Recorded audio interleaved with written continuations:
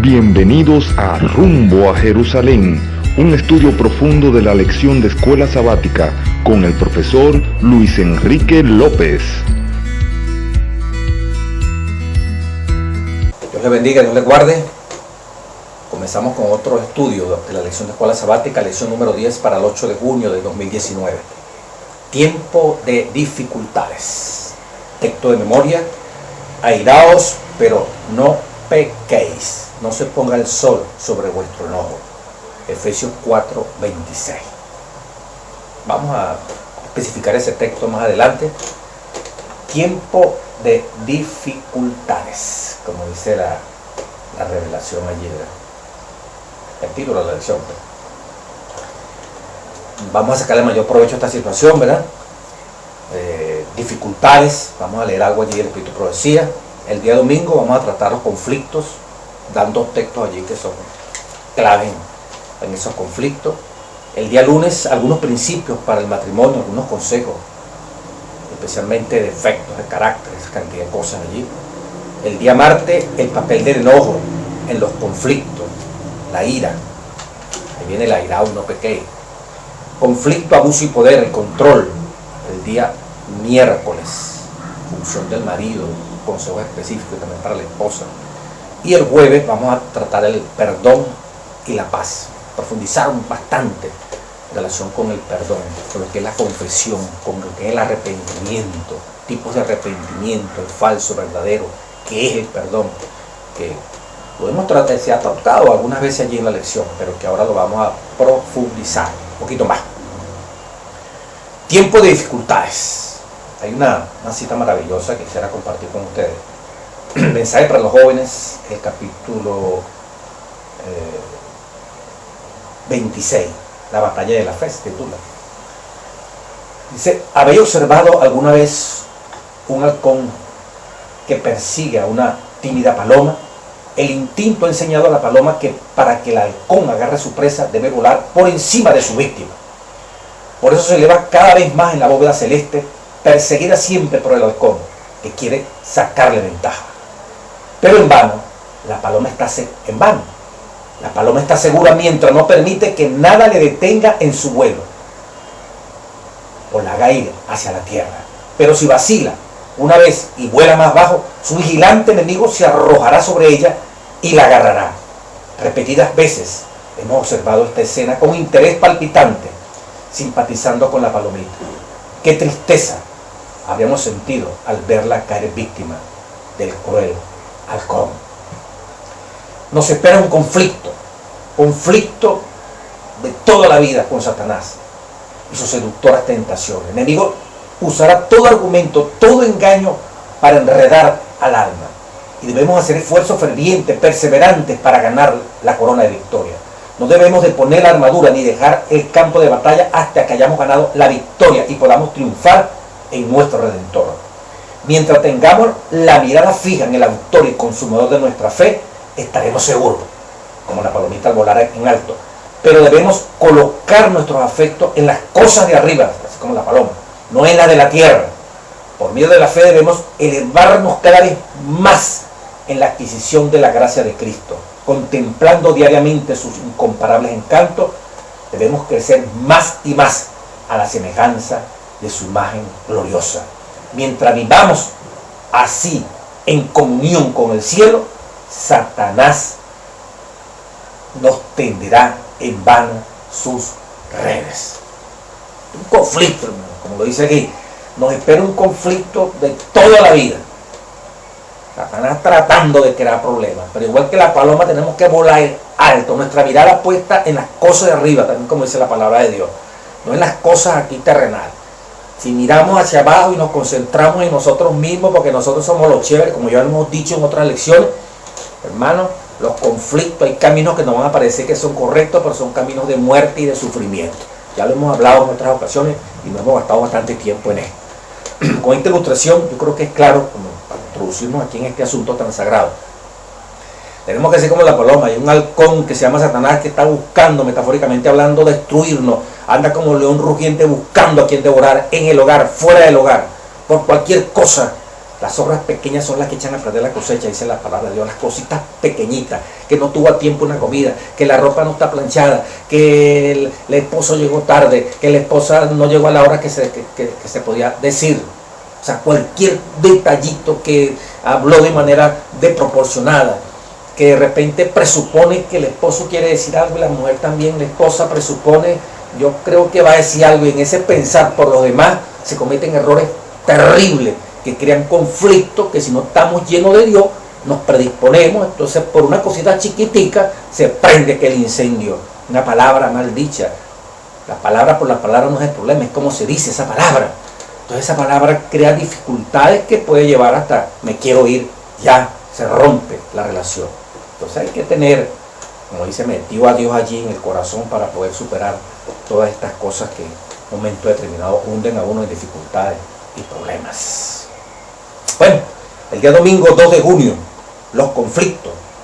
Mandan a leer Mateo 7:5 y Proverbios 19:11.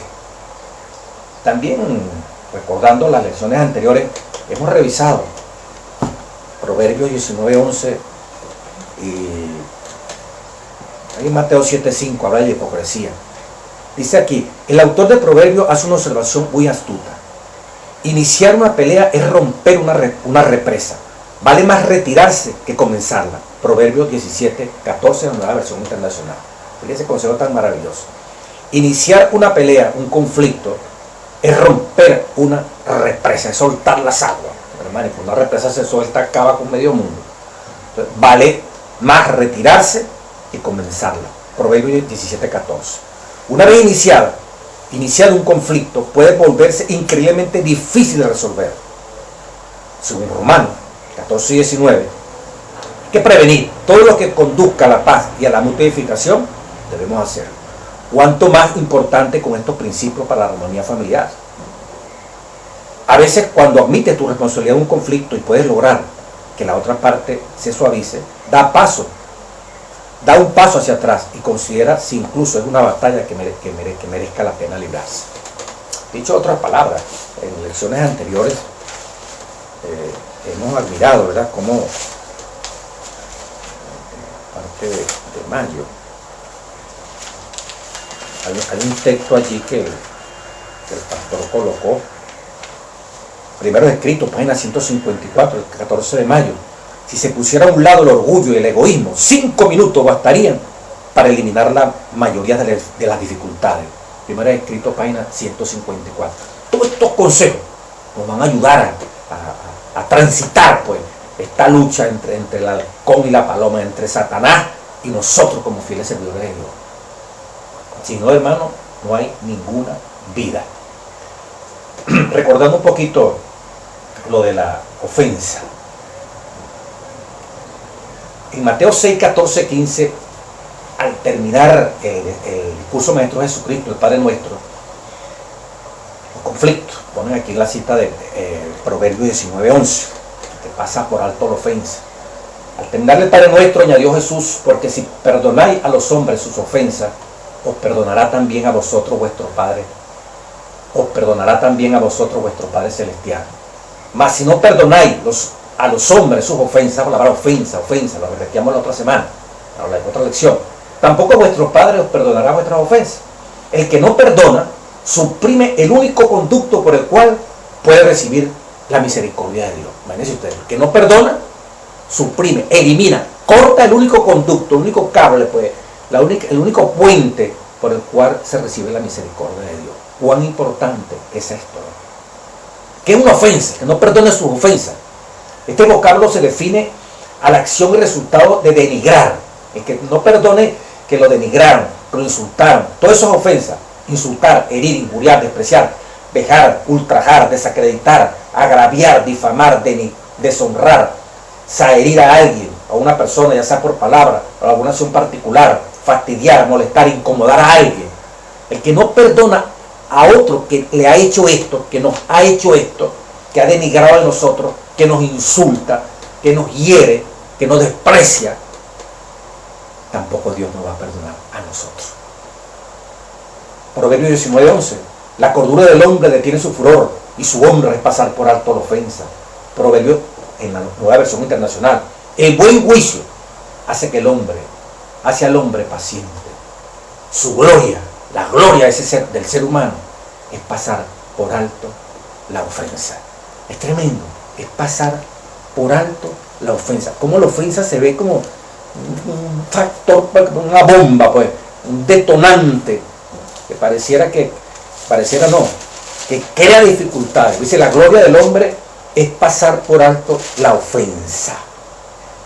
Cordura, prudencia, sensatez, honra, la buena reputación, el honor, como se dice, la honra, la buena reputación, el honor de una persona, usted como hombre y usted como mujer, es pasar por alto la ofensa, en los términos que lo acabo de especificar. Pues. Injuria, porque como decíamos en la definición de ofensa, es una injuria también. Y la injuria, ¿sabe usted lo que es la injuria? Dice Proverbios 12:16, el necio al punto da a conocer su ira, no tiene control, se va de bruces. Vamos a analizar un poquito la ira. Mas el que no hace caso de la injuria es prudente, es sabio. ¿Qué es una injuria? Es una ofensa grave. En el hebreo, halak es maldecir, es responder con maldición. Esta palabra significa dirigirse con un lenguaje abusivo, insultante. Y hay que perdonar a esa persona débil que todavía tiene esa condición. Una ofensa grave que pareciera que es imperdonable. Pero el consejo ya lo sabe usted. El necio al punto da a conocer su ira, más el que no hace caso de la injuria es prudente. La injuria es una ofensa grave, generalmente verbal, hacia una persona, a otra, utilizando términos groseros con el objeto de agraviarlo, provocarle menoscabo público. La injuria puede ser más o menos severa dependiendo de los insultos utilizados. Si bien puede ser una ofensa verbal, también puede injuriar de manera escrita. Es una ofensa grave. Te injuriaron, me ofendieron. Es una cosa que, ¿y por qué? Como también lo hemos dicho en ocasiones anteriores, ¿por qué esto nos hiere tanto? ¿Por qué esto nos trastorna tanto? La lección anterior también lo decíamos. Y es posible que en el matrimonio haya una de las grandes dificultades que nos sentimos ofendidos, nos sentimos humillados, nos sentimos que nos menosprecian, que no nos aprecian. Y entonces ahí nos retrotraemos y parecemos que somos las víctimas, que somos los más sufridos. Lo leíamos en las lecciones anteriores, especialmente la anterior. ¿Qué decía? Toda esta preocupación tan intensa, ese dolor que yo siento, que me hirieron, es porque yo me aprecio demasiado, me amo mucho a mí mismo. La paz se pierde porque nos amamos demasiado. En vez de amar a Dios, nos amamos nosotros, no aceptamos que no nos saluden, que no nos traten, que no nos den un reconocimiento, que de alguna manera u otra no nos tomen en cuenta. Ya eso, ¿qué pasó? Porque como que el egoísmo reclama, yo, aquí estoy yo, y de alguna manera queremos llamar la atención. Y viene entonces la defensa del egoísmo, que es el orgullo. Tú mereces, tú eres grande, tú eres admirable, tú tan bueno que lo hiciste, nadie te dice nada. Sí, porque yo soy el mejor. El orgullo entonces te estimula para que sigas sintiendo el dolor por aquella persona que tú esperarías, que te admiraría, que te reconociera. Un esposo, los hijos, y resulta que lo menos. Otros son los que nos dicen las cosas bonitas y a veces en el mismo hogar no. Y en el mismo hogar, porque hay tanta confianza, que tiene que ser así. Pero tenemos también tanta confianza para ofendernos, para injuriarnos. No debiera ser así. Mientras más confianza, deberá haber más amor, más tolerancia. ¿Ah? Y como dice Efesios capítulo 4. Efesios capítulo 4. Dice la palabra de Dios. Efesios capítulo 4. Con toda humildad, versículo 2. Efesios 4:2. Y mansedumbre, soportaos con paciencia los unos a los otros, no con rabia, en amor, soportados, solícitos, rápido, en guardar la unidad del espíritu, en el vínculo de la paz. ¿Por qué nos dice Pablo eso? Porque el 4:1 dice, yo pues preso en el Señor os ruego que andéis como es digno de la vocación con que fuiste llamado. Que andéis digno, como es digno de la vocación con que fuiste llamado. Que andéis como es digno de la vocación. Usted fue llamado y yo fui llamado a ser cristiano. Debo estar a la altura de ese llamamiento que Dios me ha hecho. Pero como decía aquí, ¿verdad? Es muy fácil iniciar un conflicto, pero cuando se inicia el conflicto, hermano mío, si la vista no está puesta en el cielo, en estos consejos que Dios nos da, las cosas se agudizan. Por eso es que es muy sabroso cuando la familia cree en la Biblia, cree en la palabra de Dios, cuando los hijos, el esposo, todos los que conviven en tu casa, creen en la palabra de Dios. Porque cualquiera que se sale del camino, usted mismo, o como hombre, usted como esposa, como hijo, como hija, usted llama al botón, usted llama a la corrección a través de la palabra de Dios. Y como esta es la guía, toda la familia aceptó que fuera la Biblia la que condujese nuestra vida. Pues, ¿para dónde vamos a coger nosotros? Aceptamos ese consejo para la honra y gloria de nuestro Dios. El día lunes 3 de junio, algunos principios para el matrimonio. Vemos que los conflictos, un detonante, la hipocresía y especialmente esto, la ofensa que analizamos. Algunos principios. Dice el folleto: el matrimonio, al igual que el día de reposo, es un regalo de Dios para la humanidad que se remonta al Edén. Como adventista del séptimo día, sabemos lo que el enemigo de las almas ha hecho y sigue haciendo, tanto con el sábado como con el matrimonio. Incluso los mejores matrimonios padecen conflictos. Claro, los conflictos es diferencia, ¿no? Que se soltó la represa y el conflicto nos va a llevar a inundarnos, a ahogarnos, como lo decía el proverbio que el pastor aquí colocaba, ¿verdad? De la nueva versión internacional, proverbio 17:14. No, tenemos los mecanismos. ¿Por qué nos irritamos? ¿Por qué nos molestamos? Porque hay demasiado yo. Porque estamos vivos, no estamos. Si estuviéramos muertos, como lo hemos leído en otras lecciones, nuestra reacción fuera más sensata, fuera más prudente, fuera más sabia. Entonces, algunos principios. Ok, hay conflicto. No es raro, más bien raro cuando alguien, no, yo nunca he tenido conflicto después que me casé. No, eso es mentira, siempre hay conflicto, porque hay diferencia. Las individualidades no se va a fundir, la del esposo con a la de la esposa y la del esposo a la del esposo. Cada uno tiene su individualidad. Y Dios la va a dirigir conforme a lo que está revelado. Cada uno tiene su temperamento, cada uno tiene su manera de ser. Pero una manera de ser que por costumbre, por toda una herencia que cargamos encima, ahora tiene que reacomodarse, ahora tiene que acomodarse a los designios de Dios. Haya usted nacido donde haya nacido.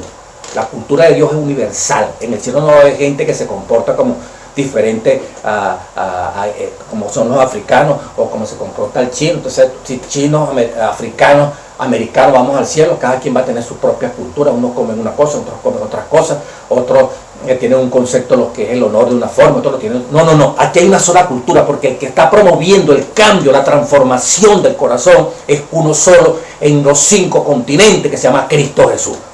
Así que con ese cuento que si la cultura no hay que respetar, que aquí tiene 3 mujeres, pues así en el África, y hay que aceptar que el hombre sea así. No, que aquel baile, brinca y salta, porque esa es su cultura, así es su formación, y grita y se exalta, mientras que en otros son, no, man. Hace todo decentemente y en orden. Eso es para todos los 5 continentes. ¿Entiendes?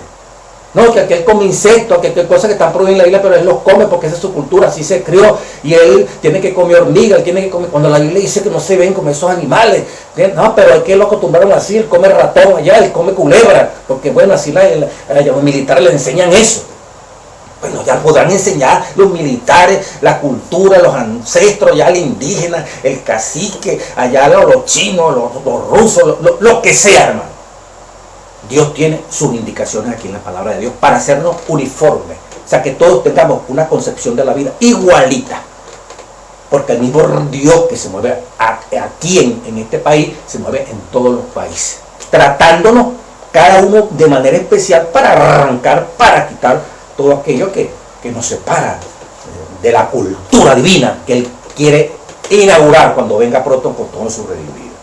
Entonces dice, Efesios, el día de este lunes, 1:7. ¿Qué principio concluyente? Bueno, allí el perdón, pues. El perdón, debes aprender a perdonar. Es interesante, aquí hay algo que lo vamos a profundizar el día jueves, pero aquí un pedacito que me sonó muy humano es: debes aprender a perdonar, especialmente cuando tu cónyuge no se lo merece. No se lo merece. Cualquiera puede perdonar a los merecedores. De hecho, eso casi no es perdón. El verdadero perdón es perdonar a quienes no se lo merecen. Esto es muy humano, ¿no? esto crea dos vertientes. Una, el verdadero perdón es perdonar a quien no se lo merece. Por un lado, no se lo merece, pero te perdono, porque la ley lo dice, como un legalismo, ¿verdad? Te perdono, aunque no te lo merecías, pero tengo que cumplir con lo que dice la revelación, puede decir algo. Y el otro lado, te perdono, pero no merecías ser perdonado. Te crea como un sentimiento de orgullo allí, pues, y de subyugar, el de allí tenía a la gente dominada. No, esto puede pensarse así, y de otra forma. El verdadero perdón es perdonar como Cristo nos perdonó. El verdadero perdón es perdonar porque Cristo nos perdonó. El verdadero perdón nace de saber cuán horrible ha sido nuestra vida, cuán horrible ha sido de donde Dios nos ha rescatado y todavía nos ha perdonado. Cuando usted y yo experimentamos eso, lo vamos a ver el jueves. Hermano, amigo, es fácil perdonar la ofensa, la injuria, lo que está creando un conflicto. Es fácil perdonarlo, porque uno compara, así como la parábola, el que le debía 10.000 denarios y el otro que debiera 100 talentos. Al que debía 10.000 se le perdonó, y el que le perdonaron los 10.000 denarios, un denario solamente equivale como a $1.500, multiplícalo por 10.000. No podía pagarlo en la vida. Usted y yo no podemos pagar lo que Dios ha hecho por nosotros, perdonarnos. Eso es maravilloso. Eso no tiene límite, ese amor. Mientras que aquel que se le perdonó eso y tenía otro deudor que la pena le debía 100 denarios, bueno, quiso hasta matarlo, mandó preso porque no le pagaba. No fue capaz de perdonarlo, sabiendo que a él le habían perdonado más. Dios nos ha perdonado a nosotros todos los días, inclusive por nuestra falla. Encontramos a alguien que se llama Jehová, que está dispuesto a perdonarnos. Entonces, alguien que nos cometió una falta, no, que se muera. Te perdono es porque tú no mereces el perdón. Esa es la guerra que voy a hacer en mi corazón, para que me duela. Perdonar al que no merece el perdón. No, se perdona porque hay una gratitud con ese Rey de Reyes, de cuán grande ha sido su amor a perdonarnos a nosotros. Pero dice aquí en Romanos 3:23 del día lunes, ¿qué principio vital encontramos aquí también? A que todos estamos destituidos de la gloria. Todos somos, ¿qué? Pecadores. Dice el párrafo, debemos aceptar que estás casado con un pecador, con un ser que ha sufrido cierto grado de daño emocional, físico y espiritual. Acostúmbrate a esto, acepta los defectos de tu cónyuge y resuelve esto con oración. Quizás tengas que convivir con esos defectos, pero no debes obsesionarte con ellos, si no te arruinarás por completo. Un Dios santo y perfecto, por medio de Cristo, nos acepta tal como somos. Tú, que difícilmente seas santo y perfecto, debes hacer lo mismo con tu cónyuge. Esto, después que me coloca el texto aquí, bueno, todos somos pecadores, hermano. Todos hemos sido destituidos de la gloria de Dios, así que aquí nadie es perfecto, aquí todos tenemos debilidades. Y como dice aquí el párrafo, acostúmbrate a esto, acepta los defectos de tu cónyuge y quizás tengas que convivir con esos defectos. Esto es una contradicción horrible, hermanos míos. Sí, hay defectos, pero aquí no estamos hablando con gente del mundo, aquí estamos hablando con los adventistas del séptimo día y con los que creemos por la gracia divina de nuestro Dios. Hermano, aquí estamos hablando que sí, tenemos defectos, pero en el nombre del Padre, el Hijo y el Espíritu Santo, esos defectos tienen que irse quitando todos los días. Y si se manifiesta porque están cruditos, ya las recomendaciones que hemos estudiado hasta este momento nos permiten, yo reconozco mi defecto, pido perdón, ¿verdad? Y allí sigue la cosa adelante. Pero no es que voy a convivir con aquella persona que es mentirosa, que es regañona, que tiene un mal carácter, que es irresponsable. Bueno, tengo que aguantarla, para aguantarla. No, aquí es que en el nombre del Padre y del Espíritu Santo, si yo digo mentira, tenemos que orar fuertemente para no crear la mentira como un motivo de disensión y de disturbio dentro de la casa. Aquí que si yo soy usted un irresponsable y se ve eso, yo tengo que buscar la manera, porque del primero ofendo a mi Dios y luego a mi prójimo que tengo allí. Entonces no es un asunto que que hay que seguir convivir, tengo que calarme a aquel porque es así. No. Algunas citas. La matutina Dios nos cuida del 6 de diciembre. Dice, Dios no aceptará nada que no sea pureza y santidad. Una mancha, una arruga, un defecto de carácter nos apartarán del cielo para siempre, con toda su gloria y tesoro. ¿Oyeron así? Dios nos cuida, 6 de diciembre. Esa es la matutina, Dios nos cuida, 6 de diciembre. Otra cita, recibiréis poder, 27 de febrero. Dice, usted podrá entrar al cielo, usted no podrá entrar al cielo con ninguna deformidad o imperfección de carácter. Durante el periodo de prueba de la vida debe recibir la preparación necesaria. Hoy, si desea tener acceso a la morada de justicia cuando Cristo venga, imagino que usted y yo queremos estar allí, ahora debe ser objeto de la obra profunda del Espíritu Santo que la hace visible en la experiencia personal. Esto lo hará completo en Cristo, quien es la plenitud de la divinidad corporalmente. Alabado sea el nombre de Dios. Otra cita,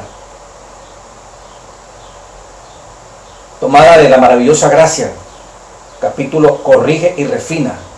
Dice, usted debe ir a Dios del mismo modo como una criatura acude a sus padres. Pídale perdón a Dios por sus errores y ore para que por su gracia pueda superar todos sus defectos de carácter. Llegamos a ser cambiados cuando conocemos a Cristo mediante la gracia que tan abundantemente ha derramado. Corregiremos en humildad toda falta y todo defecto de carácter, puesto que Cristo habita en el corazón, seremos hechos idóneos para la familia celestial. El cristiano no puede conservar sus hábitos pecaminosos y acariciar sus defectos de carácter. Cualquiera sea la naturaleza de vuestros defectos, el Espíritu del Señor os capacitará para percibirlo y se os dará gracia para que puedan ser vencidos. La maravillosa gracia corrige y refina. No hay excusa, hermano. Tenemos que eliminar todos esos defectos con el poder de Cristo Jesús. Compareceré sin mancha delante del trono de Dios. Solo los inmaculados estarán allí. Nadie será transportado al cielo mientras su corazón esté lleno de basura de la tierra. Todo defecto del carácter moral debe ser remediado previamente. Toda mancha eliminada por la sangre purificadora de Cristo Jesús. Matutina Maranata, la fe que obra. Dice, la preciosa hora del tiempo de gracia hoy os son concedidas para que podáis eliminar todo defecto de carácter. Y esto debéis procurar hacer, no solo a fin de obtener la vida eterna, sino para ser útiles en esta vida. Un buen carácter es un capital de más valor que el oro y la plata. Consejo para los maestros, capítulo 29, la influencia de las compañías. Y por último, son muchas citas, pues, muchos se han vuelto descuidados e indiferentes acerca de las palabras y las acciones.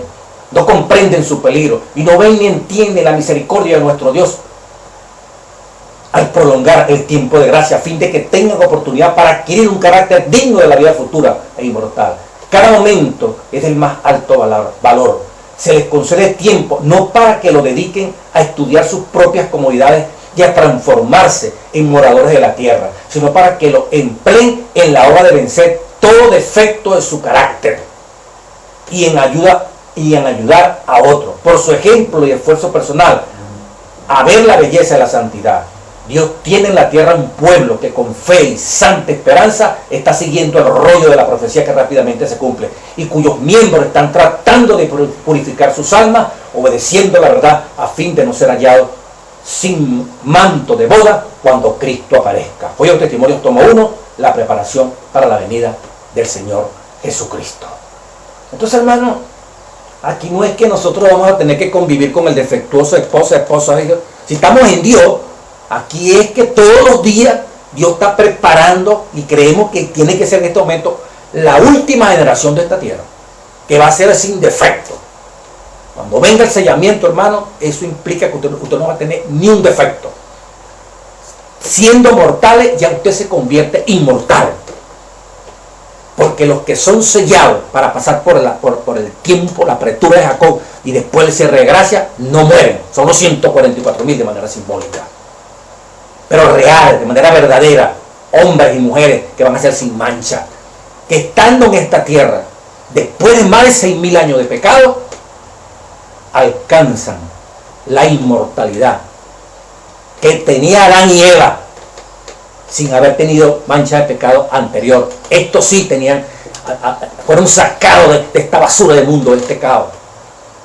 Y ahora, para que vean la diferencia con Adán y Eva, ahora se visten de inmortalidad, esperando la glorificación cuando Cristo aparezca. No mueren. De imperfectos se hacen perfectos. Adán y Eva de perfectas se hicieron imperfectos. De la última generación. Aquí no vamos a estar conviviendo con pecadores hasta que Cristo venga. Tipo Romanos 7, pues. Vamos a estar en ese plan. Pecamos y nos arrepentimos. Yo quiero hacer lo bueno. Yo quiero hacer obra de caridad. Amar a los pobres. Servir a mis hermanos. Pero no lo puedo hacer. Porque lo que no quiero hacer, eso es lo que hago. Lo que no quiero hacer. Lo que no quiero hacer. ¿Verdad? Eso es lo que yo no quiero nunca matar. Pero eso es lo que hago. Yo no quiero robar. Sí, pero eso es lo que hago. Robo. Eso es un cristiano. ¿Es un cristiano convertido? No, hermano mío. Miserable de mí. Encuentro que ahí se mueve el pecado. Este es el gran conflicto allí del hombre. Cuando de alguna manera Dios lo está impresionando y se da cuenta, cuando comienza a ver estas cosas, no se ha convertido, pero ve la magnitud de lo que Dios está exigiendo. Y comprende la espiritualidad de la ley como Pablo. El apóstol Pablo no era un pagano, era un fariseo apegado a la ley. Pero no había comprendido la profundidad de lo que es el pecado. Y descubrió que era un tremendo pecador. Quería hacer lo bueno, así estaba haciendo lo bueno y estaba persiguiendo a los cristianos para matarlo. Estaba convertido, ¿verdad? No. Entonces, Dios ha propuesto que queremos hacer lo bueno y lo vamos a hacer. ¿Verdad? Bendito el nombre de Dios que me liberó de este cuerpo de pecado, como dice, parafraseando lo que dice el apóstol Pablo en Romanos 8. No se quedó en Romanos 7, pero pareciera que la gente quiere que hasta el final Cristo va a dar el último toque en el sellamiento y corrige nuestro defecto. Completamente falso, hermano. Entonces, en el matrimonio sí hay debilidades, hay cosas que hay que corregir y se van a corregir cuando nuestra mirada está puesta arriba, así como la palomita que leíamos al principio. A pesar de que el halcón que en la naturaleza caída también está aquí dentro, ruge para tomar posesión. No se acuerden, 1 Corintios 15:31. Pablo decía, cada día muero. ¿A qué moría Pablo todos los días? A las pasiones, a la arrogancia, a la altivez, al Satanás querer tomar el control de la mente. Pablo dijo, no, cada día muero. Someto mi cuerpo a eso, 1 Corintios 9, a disciplina. No voy a hacer que después de haber sido un líder, ahora venga a ser un tremendo mal ejemplo. Se requiere disciplina que viene de Dios. Dominio propio que viene de Dios, que es fruto del Espíritu cuando está en nuestras vidas. Sí, van a haber conflictos, van a haber tentaciones. Tentaciones no es pecado, es la posibilidad, como dice Mensajes del tomo 3, el capítulo, la encarnación. Cuando uno se siente persuadido a cometer acción errónea, pero resiste. Así fue que venció Jesús. Resiste. Cuando Satanás le decía, si tú eres el Hijo de Dios, la segunda tentación, a Jesús le pasó la posibilidad de decirle, sí, pero se contuvo. Usted puede sentir pero usted no lo debo hacer. No ha pecado. Pecado es cometer la acción errónea. Cuando la concupiscencia, como dice Santiago 1, yo me dejo llevar y no solamente que lo pienso, es que lo ejecuto. Es muy diferente, hay debilidades y esas debilidades nos pueden llevar a tener que confrontar en el sentido de que hay diferencia. Pero esa diferencia, dirigido por el Espíritu Santo, cuando tú y yo ponemos nuestra vida en la mano de Dios, es para ver dónde estamos fallando. Nos provocaron a ira, nos insultaron. ¿Qué pensamos? Todavía me provoca matar a aquel. Me siento muy mal. Me decía, tengo que trabajar la ira, tengo que trabajar la rabia. Y así, cada prueba nos permite ver dónde estamos fallando. Así como uno como profesor hace un examen a una persona, y entonces le marca, esta salió mala. Entonces el alumno inteligente se da cuenta, mira, fallé fue por esto y por esto. Me faltó colocar tal cosa. Pero si no es porque se le señala, si no ve el error, no va a corregir nunca. Y las dificultades permiten ver la debilidad que hay en tu vida y hay en mi vida. ¿Para qué? Para obstinarme y sentirme víctima y sentirme que soy demasiado. No. Es para ir al médico divino que se llama Cristo Jesús y comience a eliminar ese carácter. Y pronto que tiene que ocurrir eso. Porque pronto se va a cerrar la clase. No sabemos un día ni hora, pues no está revelado. Pero por las cosas que están pasando, el Señor tiene que venir pronto a esta tierra. Pues. Y al venir, tiene que encontrar un pueblo que lo refleja totalmente a Él, sin pecado, sin mancha, una iglesia sin mancha y arruga. Hoy cada día menos se cree en esto. El cuento es, todos somos pecadores, así como la mujer adúltera, ¿verdad? Que esté libre de pecado, que lance la primera piedra, hasta en una junta de iglesia, pues. Se va a censurar a alguien que aplica disciplina porque es evidente, como dice el manual, la conducta que causó oprobio a la iglesia. Ah, no, pero entonces el pastor o el anciano, el líder, bueno, pero ¿quién se considera libre de pecado para estar señalando el pecado de fulano y tal?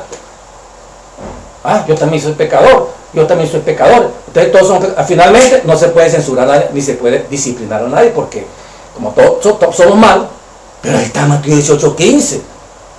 Pero estamos llegando a un ecumenismo, a paz, a toda costa, llevándonos por encima de estos principios divinos. No, hermano. Seguimos adelante. El día martes 4 de junio, el papel del enojo en los conflictos. Efesios 4, 26, 27, Eclesiastés 7, 9, airaos pero no pequéis, no te apresures a enojarte. ¿Verdad?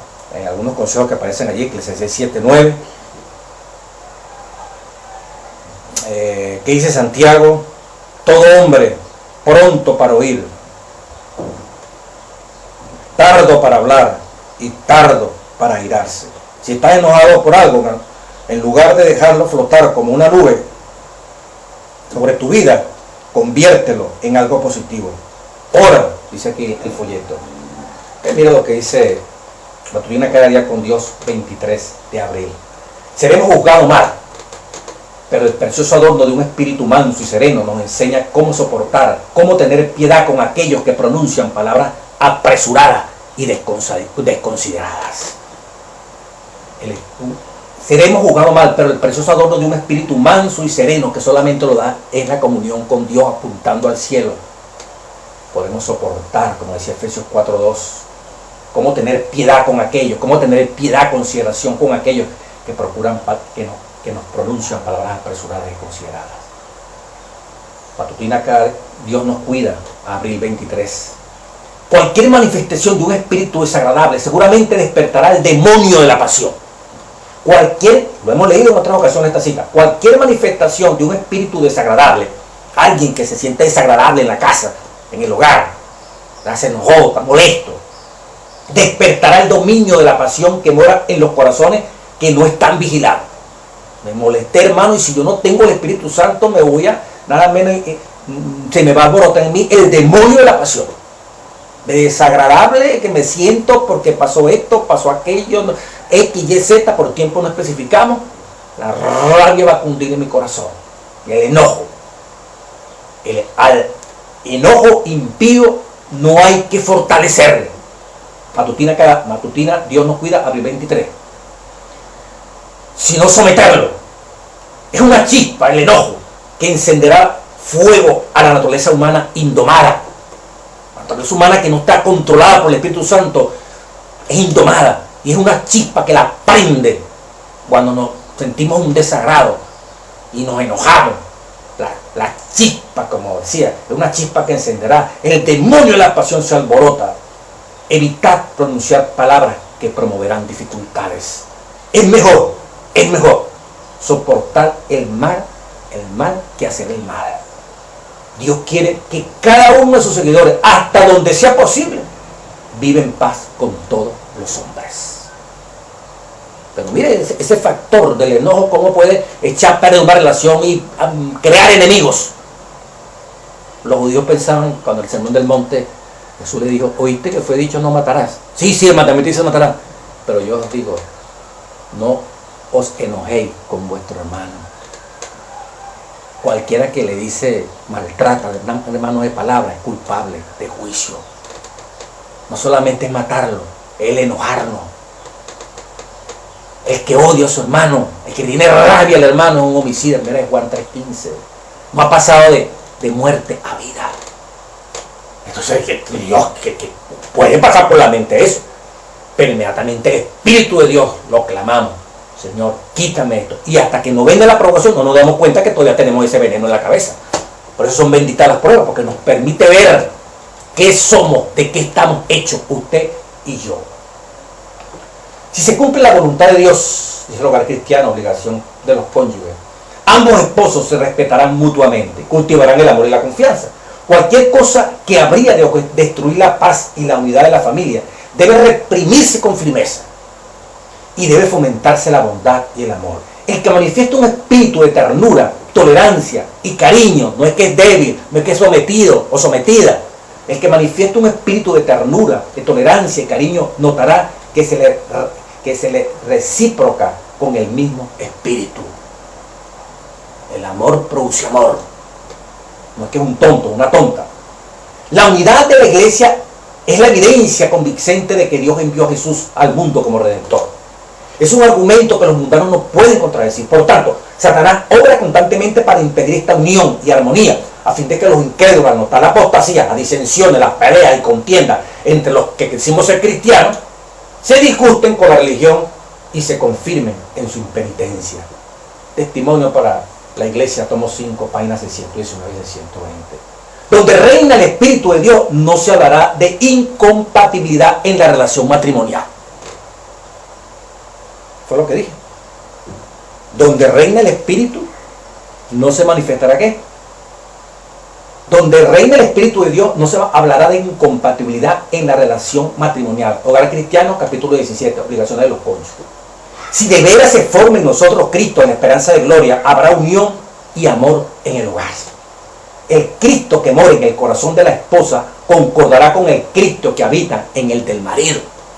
Se esforzarán juntos por llegar a las mansiones que Cristo fue a preparar a los que le aman. Donde reina el Espíritu de Dios, no se hablará de incompatibilidad en la relación matrimonial. Yo me divorcio porque hay incompatibilidad de caracteres. Y son cristianos. Si el mismo Cristo que reina en la esposa, el mismo Cristo que reina en el esposo, porque Cristo no está dividido, no puede haber incompatibilidad, hay compatibilidad. A pesar de que puede haber diferencia de una u otra forma, la Biblia no empareja la situación. Entonces, yo tengo que leer todo esto, porque no olvídese de Luis Enrique que está hablando aquí. Usted debe recordar de dónde viene la cita. Esto viene del Espíritu Santo. Los consejos no es de uno mortal que pasa. Esto permanece. Por eso que tengo que leer. Dice la matutina Cada Día con Dios. Es la costumbre de muchos miembros de la familia, tanto padres como hijos, asumir una actitud más agradable cuando están en compañía de otras personas que cuando se encuentran en su propio hogar. Esto no es el plan trazado por Dios para padres e hijos. Conserven algunas de sus sonrisas, cumplidos y actos de cortesía para el círculo del hogar. Deben tratar de ser tiernos, considerados, amables para manifestar cortesía cristiana en la casa.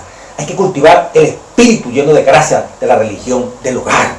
Cuando llega la gente de afuera, somos unos maravillosos, corteses, no hayamos que hacer con aquellas personas que nos visitan, los saludamos, jamás le vamos a decir una palabra que los ofenda, una palabra, pero cuando se van ahí se prende el bochinche.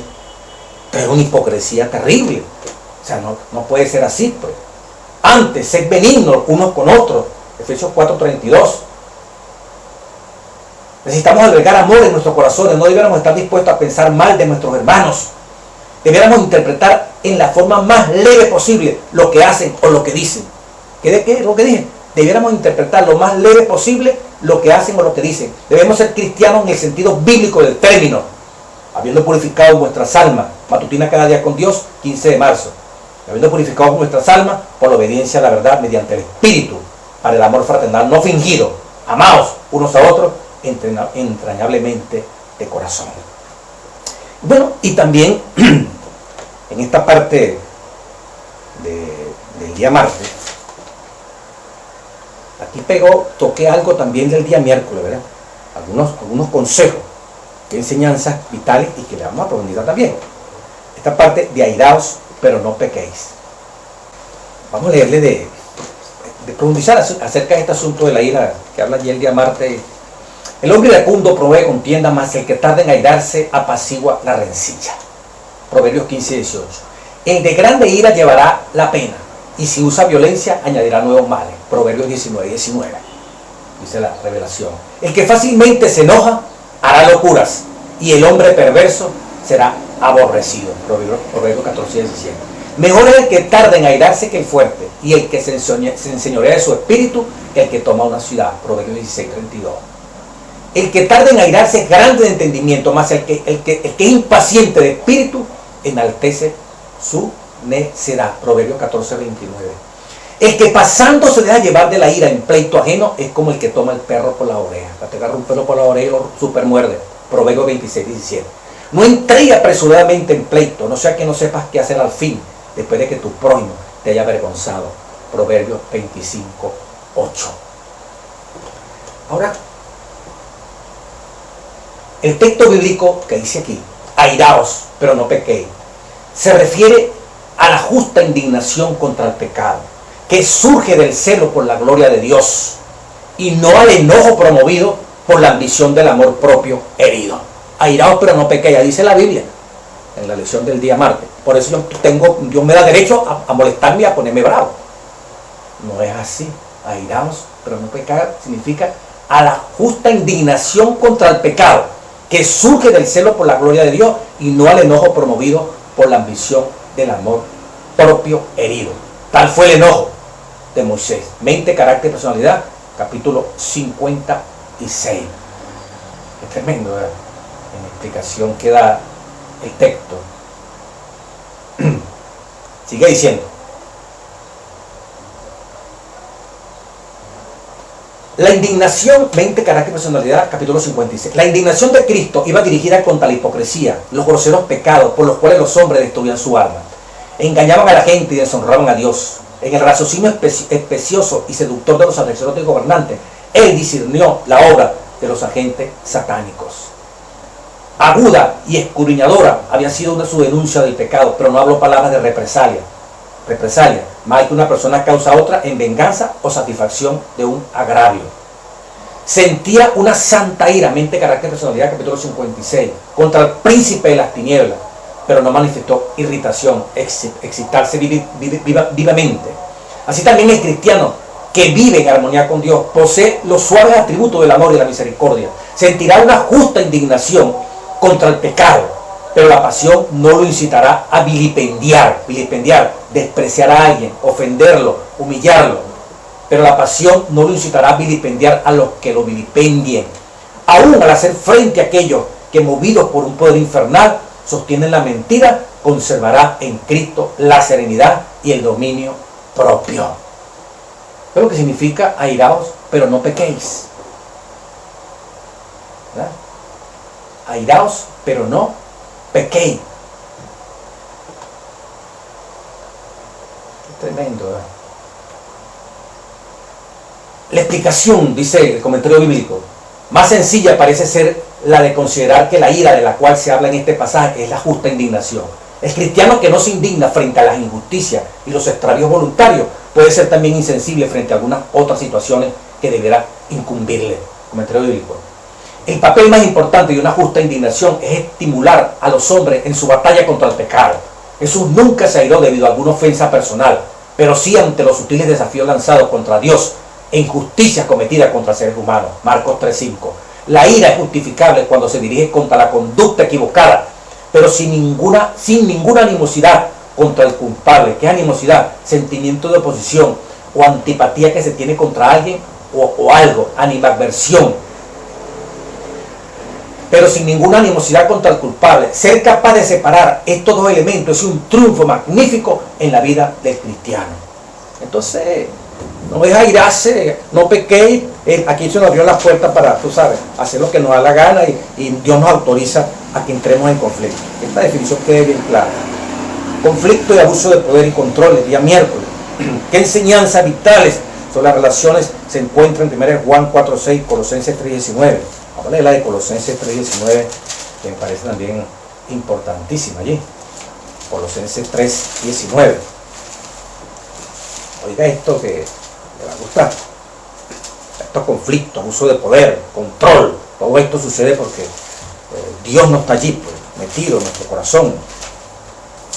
El Señor no es el centro de nuestras vidas. Vamos a buscar el texto, Colosenses 3:19. El pastor colocó 19, pero hay que leer el 18 también. Dice, casadas, estad sujetas, Colosenses 3:18, a vuestro marido, como conviene en el Señor. Como conviene en el Señor. No como le da gana al marido, como conviene en el Señor. Y maridos, amad a vuestras mujeres y no seáis ásperos con ellas. Marido, amad, esa es la parte dulce, a vuestras mujeres y no seáis ásperos con ellas. La palabra áspero, dice aquí, tiene toda la razón el pastor, en el idioma griego original se refiere a estar enojado, amargado con el cónyuge. También la palabra áspero es dureza, amargo, amargado, rudo, exasperante, como un erizo. Fíjense que en este versículo, marido, amad, es lo dulce, a vuestras mujeres, y no seáis áspero, no seáis amargo. Algunos teólogos dicen, el marido le pone el sazón, lo dulce, y elimina la amargura. El marido es un factor de amargura tremendo dentro del hogar. Pero dice, marido, amad a vuestras mujeres y no seáis ásperos, no seáis rudos, no seáis amargados, porque echa a perder el sabor sabroso que tiene que tener una familia. Entonces, el hombre en este versículo tiene un papel relevante para endulzar la relación o amargarla. Ya depende de quién, de usted y de mí. Vamos con unos detallitos en esta parte del jueves de el perdón y la paz. Dice el comentario bíblico del Salmo 32, bienaventurado aquel cuya transgresión ha sido perdonada y cubierto su pecado. Cubierto, ¿qué significa? Oculto, que el pecador nunca más deberá enfrentar ese pecado. Salmo 85:2 dice, perdonaste la iniquidad de tu pueblo, todos los pecados de ellos cubriste. O sea, Dios nunca se va a acordar, eso es lo que se queda cubierto, no es que lo va a tapar, borrado. No se trata de encubrir el pecado, de pasarlo por alto. Hay solo una base para el perdón del pecador, el arrepentimiento. La confesión, 1 Juan 1:9, solo tiene valor cuando va acompañada del arrepentimiento. Algunos cristianos confunden los dos elementos y piden perdón solo por haber reconocido su culpa, pero no se arrepienten. Comentario bíblico adventista. Pero Dios tiene interés en los aspectos prácticos del caso. Además de la tristeza causada por el pecado que yo pude haber ocasionado, diríamos nosotros, el arrepentimiento comprende la expulsión del pecado de la vida. Esa expulsión es un acto del alma misma, fortalecida por el poder divino. El perdón es una consecuencia automática de esta experiencia. Cuando Dios pone ese espíritu de arrepentimiento y sentimos dolor por la traición que le hemos hecho a Dios y cómo hemos afectado a nuestro prójimo, el perdón es automático. Dice aquí, Dios puede perdonar todo pecado que se ha eliminado de la vida. Muchos cristianos parecen preocuparse más por obtener el perdón que por apartarse de todos sus pecados. Perdón todos los días, perdón, ¿verdad? Luchan por confesar cada día todos sus pecados, lo que sin duda es un propósito noble. Pero este sistema no tiene mérito si cada confesión no va acompañada del alejamiento del pecado. Que no es un arrepentimiento genuino, no tiene mérito estar pidiendo perdón, y todos los días cayendo en la misma cosa, no tiene sentido. La justicia de Cristo no cubrirá ningún pecado acariciado. Palabra de Gran Maestro 2.57. Antes de poder recibir este precioso don de la justicia de Cristo, deben desecharse las viejas inclinaciones hacia el mal heredado o cultivado. Así lo hizo David, y por esto obtuvo el perdón de su gran pecado. Su arrepentimiento fue genuino, aborreció el pecado del cual era culpable. El camino a Cristo, capítulo 3. El arrepentimiento comprende tristeza por el pecado, abandono del pecado. No renunciaremos al pecado a menos que veamos su pecaminosidad. Mientras no lo repudiemos de corazón, no habrá cambio real en la vida. Hay muchos que no entienden la naturaleza del verdadero arrepentimiento. El capítulo 3 de nada menos y nada más que el camino a Cristo. Gran número de personas se entristecen por haber pecado y aún se reforman exteriormente porque temen que su mala vida les acarree sufrimiento. Pero esto no es arrepentimiento en el sentido bíblico. Lamentan la pena, las consecuencias del pecado, más bien que el pecado. Tal fue el dolor de Saúl cuando vio que había perdido su primogenitura para siempre. Balaam, aterrorizado por el ángel que estaba en su camino con la espada desnuda, reconoció su culpa por temor de perder la vida, mas no experimentó un arrepentimiento sincero del pecado, ni un cambio de propósito, ni aborrecimiento del mal. Judas Iscariote, después de traicionar a Jesucristo, exclamó: he pecado, he entregado la sangre del inocente. Mateo 27:4. Esta confesión fue arrancada a la fuerza de su alma culpable, la de Judas, por un tremendo sentido de condenación y una pavorosa expectación de juicio. Las consecuencias que habían de resultarle lo llenaban de terror, pero no experimentó profundo quebrantamiento de corazón, ni dolor de alma por haber traicionado al Hijo Inmaculado de Dios y negado al Santo de Israel. Cuando Faraón sufría los juicios de Dios, reconoció su pecado a fin de escapar del castigo, pero volvió a desafiar el cielo tan pronto como cesaron las plagas. Todo esto, Esaú, Balaán, Judas, Faraón, lamentaban los resultados del pecado, pero no sentían tristeza por el pecado mismo. Muchas veces, hermanos, pedimos perdón, es porque las consecuencias que nos vienen de lo que hicimos son terribles. Entonces, para evitar que nos metan presos, para evitar que nos boten de la casa, para evitar que nos censuren, pedimos perdón. Y creemos, sí, yo soy culpable. No, eso no basta, hermano. No es correcto. No se pide perdón por las consecuencias. Se pide perdón porque hay un arrepentimiento genuino. Nos duele lo que hemos hecho y no queremos hacerlo más. No las consecuencias. ¿Entiendes? Entonces, pedir perdón por miedo a las consecuencias, confesar por miedo a las consecuencias, arrepentirse, en otras palabras, por miedo a las consecuencias. La palabra más exacta, arrepentirse por miedo a las consecuencias, no es correcto. Nos arrepentimos porque el daño que causamos, el dolor que produjo nuestra conducta, nos separó de Dios y nos está separando de nuestra esposa, de nuestro esposo, nuestros hijos, nuestros seres queridos. Entonces hay que tener mucho cuidado con esta situación.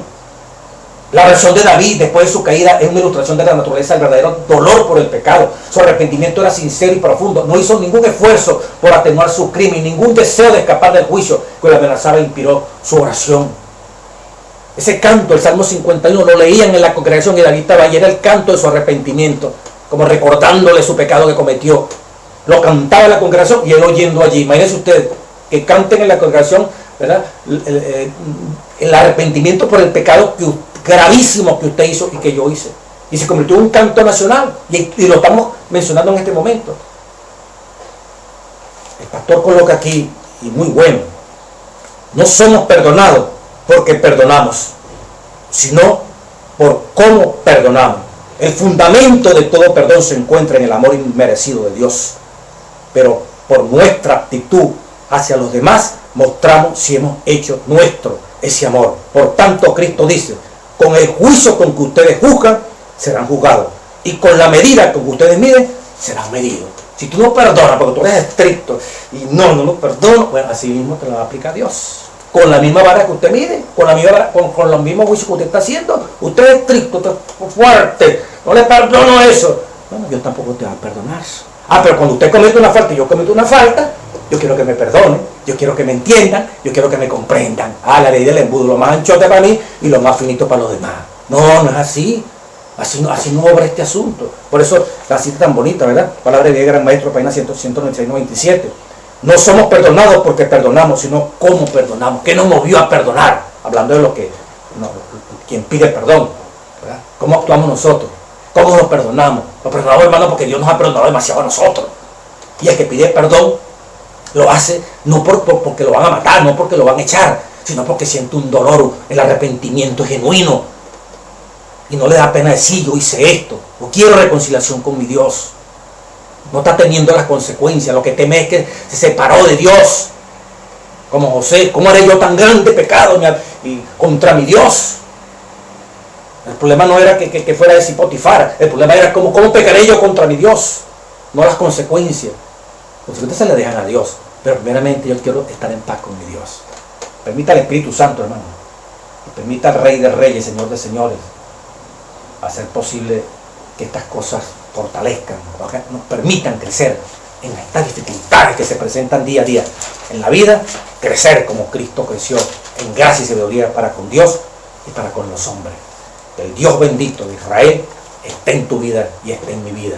Y con todas estas enseñanzas que nos permiten estar en armonía los unos con los otros, si Cristo está en el corazón, si en esta generación perversa Dios es capaz de resucitar a un nuevo hombre, una nueva mujer, que tu familia y mi familia sean exponentes y sean acreditados muy pronto rumbo a Jerusalén. No te la pierdas. Próxima lección, familias de fe, para el 15 de junio de 2019. Bendecido en el nombre del Padre, del Hijo y del Espíritu Santo.